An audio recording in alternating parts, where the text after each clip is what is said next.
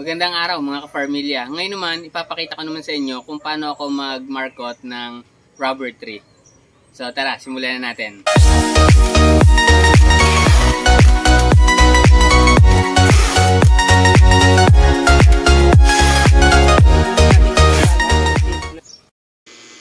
Kakailanganin natin itong cup. Siguro mga 10 ounce to or 7. 10 or 12 ounce siguro to. Kahit anong size naman pwede, wag lang masyadong maliit. So bubutasan lang natin siya gamit itong panghinang. Kasi dito dadaan yung katawan ng ating igagrap. Pwedeng gumamit ng gunting, basta kung saan kayo nadadalian, pwede yon. Pwedeng gunting. Tapos, pag nabutas na natin, lalagyan naman natin dito ng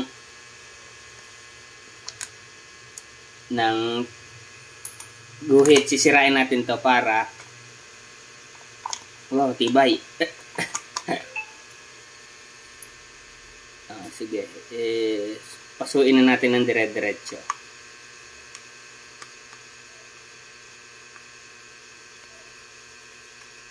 Yan. Yan, ganun lang.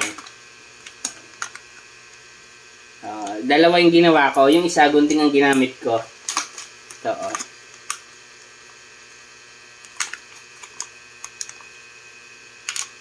yun lang. So, ito yung gagamitin natin sa pagpapaugat o sa pagmamarkot ng ating rubber tree. Ito ay yung compost. Ito yung mga tuyong dahon ko lamang na inilagay sa sako. Kung gusto niyo makita kung paano ko ito ginagawa, meron akong video nito. So, ito lang.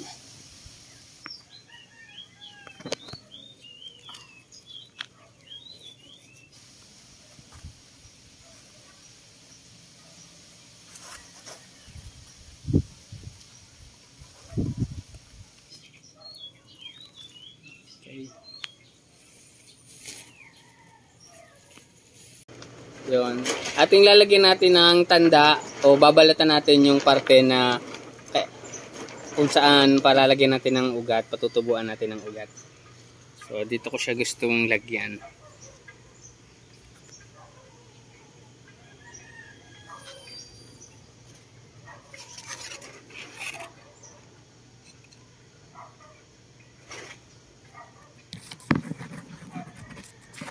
Mga half inch lang, pwede na yun.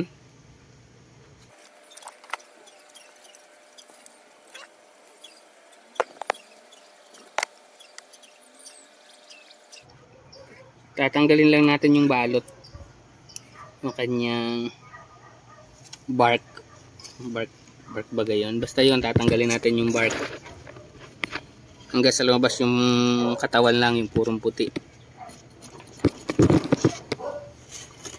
Siguraduhin natin na walang may iwan na balat, kasi pag may naiwan na balat, hindi magiging successful yung pag-markot natin o yung pagpapaugat natin.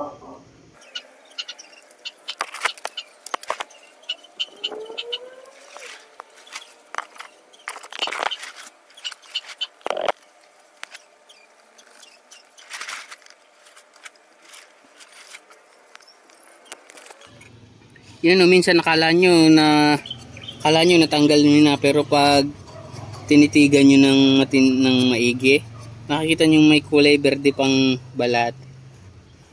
So kung ito ay hindi nyo matatanggal, hindi magiging successful yung ating pagmamarkot.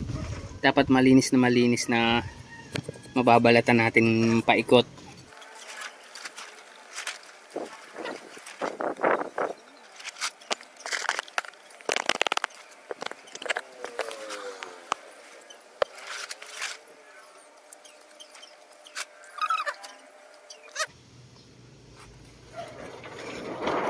Yan, okay na yan pag ganyan.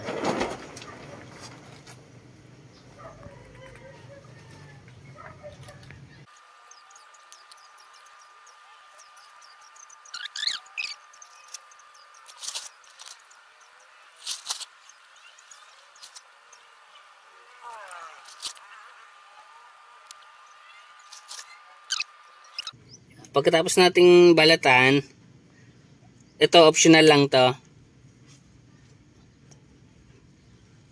Pagkatapos nating balatan, na-apply natin ng aloe vera. Kasi ito yung magsisilbing rooting agent. Mas mabilis siyang mag-uugat kapag in-applyan mo ng ganito. So, napakahalaga ng aloe vera kung mahilig ka sa halaman. Pag gardener ka, automatic dapat may aloe vera ka. Kasi napakaraming paggagamitan nito.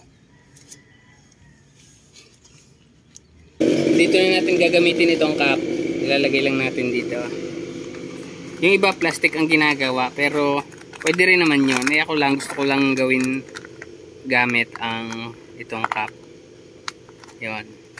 Tapos, pag nailagay na natin ganyan, titipan lang natin.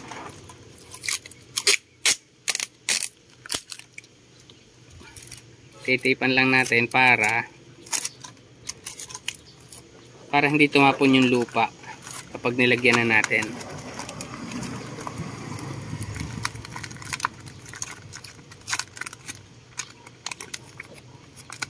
Ang galing ko mag-tape.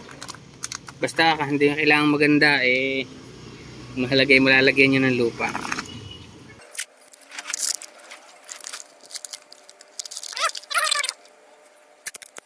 Tapean na rin natin yung sa may pailalim para hindi bumaba yung cup natin kapag napabigat na siya ng lupa.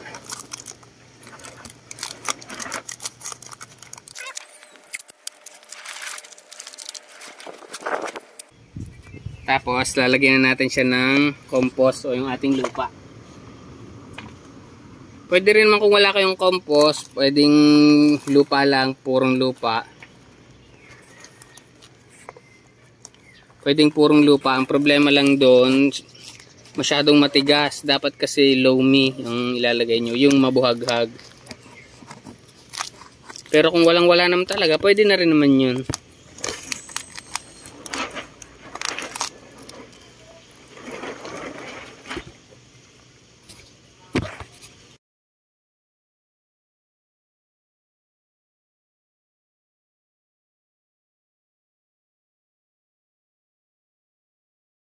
So ayun, natapos na naman tayo sa isa na naman nating video.